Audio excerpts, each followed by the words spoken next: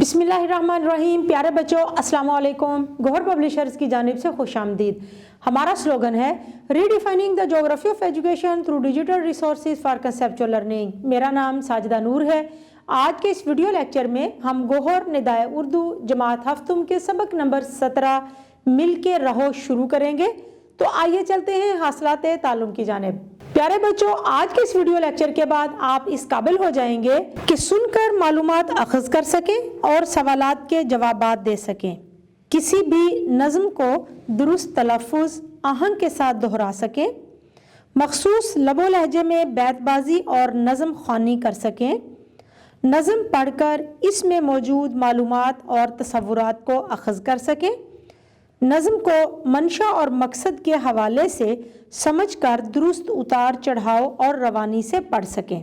तो प्यारे बच्चों, आज का सबक जो कि एक नज़्म है मिल के रहो, शुरू करने से पहले मैं आपसे एक सवाल पूछना चाहूँगी। मेरा सवाल है, क्या आपको इत्तफाक या कौमी यकजहती के मौजू पर किसी मारूफ शायर की नज़्म ज़ुबानी याद है? तो प्यारे बच्चों, आपने इसके बारे में जवाब अपने साथियों को देना है। अगर आपको कोई नज़्म याद है तो आपने वो नज़्म अपने साथियों को सुनानी है। आज का सबक शुरू करने से पहले हम देखेंगे ख़ास अल्फाज और उनके मानी, ताकि नज़्म का मफ़हूम समझने में हमें आसानी हो। आबा मानी है बाप दादा, चमन बाग, रुसवाई ज़िल्लत, रंजिश नाराज़ी, शम्मा मोमबत्ती, फौलाद आला किस्म का मजबूत लोहा, मिल्लत दीन मजहब फ़िरका, नाज मानी है नखरा। तो प्यारे बच्चों, आइए नज़्म के अशार की तशरीह करते हैं। सबसे पहला शेर है, शेर नंबर 1। सारी दुनिया के लिए प्यार की पहचान बनो, जिस पे अल्लाह करे नाज वो इंसान बनो। इस नज़्म में शायर मसरूर अनवर हमें इत्तफाक, इत्तेहाद और यकजहती का दर्स दे रहे हैं, क्योंकि ये अल्लाह ताला के पसंदीदा बंदों में पाई जाने वाली खूबियाँ हैं। हमने ये मुल्क बहुत सी कुर्बानियाँ देकर हासिल किया है। अब इसकी हिफाजत के लिए हमें मुत्तहिद होना है, इसी में हमारी ताकत है। इस शेर में शायर हमें प्यार और मोहब्बत बांटने का दर्स दे रहा है। प्यार एक मुस्बत जज्बा है जो अमन का निशान है। इसीलिए दुनिया में हमारी पहचान, हमारा प्यार और अच्छा अखलाक हो, ना कि नफ़रत और अदावत, क्योंकि प्यार ही वो जज्बा है जिसकी बदौलत सारी कायनात को तस्खीर किया जा सकता है। अल्लाह ताला भी अपनी मखलूक से बेपनाह मोहब्बत करता है और ये खूबी वो अपनी मखलूक में भी देखना चाहता है, ताकि वो उस पर फ़ख्र और नाज कर सके। शेर नंबर 2 है, कितनी कुर्बानियाँ दे के ये वतन पाया है, फूल उजड़े हैं हज़ारों तो चमन पाया है। इस शेर में शायर हसूल पाकिस्तान के बारे में बात कर रहा है। ये वतन यूं ही हमें नहीं मिल गया था, बल्कि आज़ादी हासिल करने के लिए हमारे आबाओ अजदाद ने लाखों जानों की कुर्बानी दी है, अपने घर बार लुटाए हैं, तब कहीं जाकर आज़ादी का सूरज तलू हुआ था। हज़ारों फूल इस चमन को हासिल करने के लिए उजड़े हैं, यानी हमने वतन बहुत सारी कुर्बानियाँ देकर हासिल किया है। बकौले शायर, इस वतन की मट्टी में खून है शहीदों का। शेर नंबर 3 है, ये चमन अपने ही हाथों से ना बर्बाद करो, इसमें शामिल है शहीदों का लहू याद करो। इस शेर में शायर शहीदों के खून का हवाला देकर हमें नसीहत कर रहा है कि अब चूंकि ये वतन हमारे हाथ में है, इसकी हिफाजत अब हमारी जिम्मेदारी है। हमने इसको तामीर करना है और तरक्की देनी है।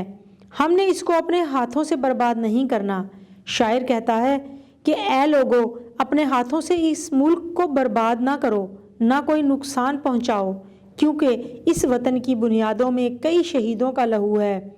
उनकी कुर्बानियों की कदर करो और इस मुल्क के तहफ़्फ़ुज़ के लिए मुत्तहिद रहो, क्योंकि हमारी बका हमारे इत्तेहाद और इत्तेफाक में है। लिहाजा कोई ऐसा शख्स नहीं होना चाहिए जो इसको किसी भी तरह से नुकसान पहुंचाने का बायस बने। शेर नंबर 4 है, तुम जो आपस में लड़ोगे तो बिखर जाओगे, मुल्क ही जब ना रहेगा तो किधर जाओगे। इस शेर में शायर हमें इत्तेफाक और इत्तेहाद से रहने की तलकीन कर रहा है। अगर हम मुत्तहिद हैं, इत्तेफाक में हैं, तो मजबूत हैं। अगर हम बिखर जाएंगे तो हमारी कोई पहचान नहीं होगी। शायर अपने वतन के लोगों को ताकीद कर रहा है कि जब तक हम मुत्तहिद और यकजान हैं, کوئی ہمارے وطن کی طرف میلی آنکھ سے نہیں دیکھ سکے گا اور نہ ہی کسی قسم کا نقصان پہنچا سکے گا۔ اس کے برعکس نا اتفاقی اور باہمی جھگڑے ہمیں کمزور کر دیں گے۔ اگر ہم آپس میں لڑتے رہیں گے تو ہم بکھر جائیں گے، جس سے ہمارا ملک خطرناک صورتحال سے دوچار ہو جائے گا۔ یہ عمل ہمارے وطن کی بقا اور ترقی کے لیے سخت نقصان دہ ثابت ہوگا اور پھر دشمن ہم پر حاوی ہو جائے گا۔ اگر خدا نخواستہ یہ وطن نہ رہا تو پھر ہم بھی کہیں کے نہ رہیں گے۔ شعر نمبر 5 ہے، قوم و ملت کی نہ رسوائی کا سامان بنو، ساری دنیا کے لیے پیار کی پہچان بنو۔ اس شعر میں شاعر اپنے ہم وطنوں کو اچھے شہری بننے کی تلقین کر رہا ہے، ایسا شہری جو دنیا میں وطن کا نام روشن کرے، دنیا میں اپنے وطن کی پہچان بنے، دنیا اس کی تعریف کرے۔ شاعر کہتا ہے کہ ہمیں ایسے کام نہیں کرنے چاہیے جس سے وطن کی بدنامی اور رسوائی ہو، بلکہ ایسی فضا قائم کریں کہ دنیا میں ہماری الگ پہچان ہو۔ شاعر کہتا ہے جو حالات اسلام سے پہلے تھے وہ پیدا نہ کرو۔ اسلام امن اور خیر خواہی کا مذہب ہے، ہمارا دین پیار اور محبت کا علم بردار ہے، ہمیں سب کی عزت اور تکریم کا حکم دیتا ہے۔ اپنے مذہب کی یہ پہچان اپنے وطن کی پہچان بناؤ تاکہ دنیا ہماری عزت کرے۔ شعر نمبر 6 ہے، ایک ہم سب کا خدا ایک ہمارا ہے رسول صلی اللہ علیہ وآلہ وصحبہ وسلم، رنجشیں بھول کے اپناؤ محبت کے اصول۔ اس شعر میں شاعر اسلامی نقطہ نظر سے ہماری تربیت کرنے کی کوشش کر رہا ہے۔ ہم سب مسلمان ہیں، ایک خدا پر یقین رکھتے ہیں اور ایک ہی پیغمبر کے پیروکار ہیں۔ ہمارے پیارے نبی کریم محمد رسول اللہ خاتم النبیین صلی اللہ علیہ وآلہ وصحبہ وسلم نے اللہ تعالیٰ کے احکامات ہمیں پہنچائے ہیں، ہم سب ان کے ماننے والے ہیں۔ اللہ اور اس کے رسول صلی اللہ علیہ وآلہ وصحبہ وسلم نے ہمیشہ پیار اور محبت کا درس دیا ہے۔ اللہ اور رسول اللہ صلی اللہ علیہ وآلہ وصحبہ وسلم کا پسندیدہ بندہ وہ ہے جو اللہ کی مخلوق سے پیار کرتا ہے، اللہ کے بندوں کے لیے آسانیاں پیدا کرتا ہے۔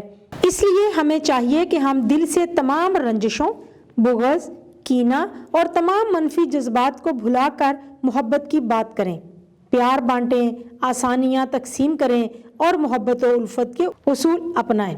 شعر نمبر 7 ہے، ایک ہی باغ کے پھولوں کی طرح کھل کے رہو، ایک تسبیح کے دانوں کی طرح مل کے رہو۔ شاعر اس شعر میں اپنے ہم وطنوں کو تسبیح کی مثال دے کر اتفاق اور اتحاد سے رہنے کی تاکید کر رہا ہے۔ شاعر کہتا ہے کہ ایک تسبیح کے دانوں کی طرح مل جل کر رہو، جس طرح تسبیح کے دانے متحد ہیں اسی طرح اتحاد اور یگانگت کا مظاہرہ کرو۔ یا پھر ایسے جیسے ایک باغ میں مختلف رنگ و نسل کے کھلے پھول اپنی اپنی خوشبو بکھیرتے ہیں، رنگ برنگ پھول کھل کر باغ کی خوبصورتی میں اضافہ کرتے ہیں، اس طرح آپ سب بھی مل کر اپنے وطن کی خوبصورتی، دلکشی اور ترقی میں اضافہ کریں۔ شعر نمبر 8 ہے، ایک ہو جاؤ تو فولاد کی طاقت ہو تم، ساری دنیا کے لیے شمع ہدایت ہو تم۔ اس شعر میں شاعر اپنے وطن کے لوگوں کو اتفاق، اتحاد کے ساتھ رہنے کے فوائد بتا رہا ہے کہ ہمارا آپس کا اتحاد ہمیں کس قدر مضبوط اور مستحکم بنا سکتا ہے۔ شاعر کہہ رہا ہے کہ اگر آپ متحد ہو جاؤ تو فولاد جیسی مضبوطی پاؤ گے، پھر کسی کی مجال نہیں کہ وہ آپ کو نقصان پہنچا سکے اور نہ ہی پھر کوئی آپ کی طاقت کا مقابلہ کر سکے گا۔ ہمارا مذہب ہمیں امن سکھاتا ہے اور ہم پرامن قوم ہیں اور امن کا پیغام ساری دنیا میں پھیلانے کے لیے آئے ہیں۔ ہمارے نبی صلی اللہ علیہ وآلہ وصحبہ وسلم نے جو سیدھا راستہ ہمیں دکھایا ہے وہی راستہ ہم نے دوسروں کو بھی سکھانا ہے تاکہ لوگ ہدایت کے راستے پر چلیں۔ شعر نمبر 9 ہے، اپنے آبا کی طرح صاحب ایمان بنو، جس پر اللہ کرے ناز وہ انسان بنو۔ اس شعر میں شاعر اپنے ہم وطنوں کو اپنے آباء و اجداد کے نقش قدم پر چلنے کی تاکید کر رہا ہے۔ شاعر کہتا ہے کہ ہمیں اپنے بزرگوں، اپنے باپ دادا کی طرح ایمان کی دولت سے مالا مال ہونا چاہیے، ہمارا عقیدہ پختہ ہونا چاہیے اور ہمیں اپنے خدا پر اتنا مکمل یقین ہونا چاہیے کہ پھر کوئی بھی چیز ہمارے ایمان کو کمزور نہ کر سکے۔ یہی لوگ پکے اور سچے مومن ہیں جنہیں اللہ نے پسند فرمایا ہے۔ شاعر کہتا ہے کہ اگر تم نے اللہ تعالیٰ کے فرما بردار بندے بننا ہے تو پھر اپنے اجداد کی طرح ایمان کی دولت سے مالا مال ہو جاؤ۔ ہمارے اجداد کی زندگی آپس میں پیار محبت سے گزری، اثار و قربانی، اخوت و مساوات ان کی فطرت میں شامل تھا۔ اسی طرح ہمیں بھی ان کے نقش قدم پر چلنا ہے تاکہ ہمارا خدا ہم سے راضی ہو جائے۔ پیارے بچوں، امید ہے کہ آپ کو آج کا یہ ویڈیو لیکچر بہت اچھی طرح سے سمجھ آ گیا ہوگا۔ اپنے سبق کو دہرانا مت بھولیے گا۔ انشاءاللہ اگلی ویڈیو میں اگلے لیکچر کے ساتھ پھر ملیں گے، تب تک کے لیے اللہ حافظ۔